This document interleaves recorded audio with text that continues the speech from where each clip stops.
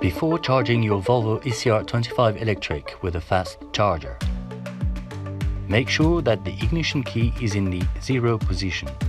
You can also remove the key if you plan to be away from the machine while it is charging. Check that the battery disconnect switch is in the on position.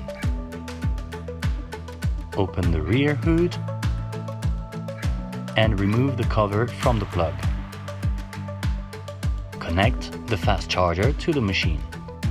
Close the rear hood and ensure it remains closed during the whole charging time.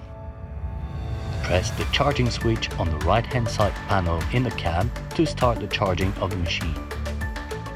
The display will show the state of charge and the time remaining until fully charged. The green screen on the fast charger also indicates that the charging is running correctly. Always use a Volvo approved fast charger and cables.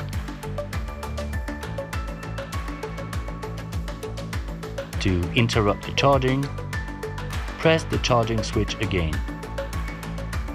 Open the rear hood, disconnect the cable from the machine. The charging information on the display will disappear. Put the cover back in place and close the rear hood.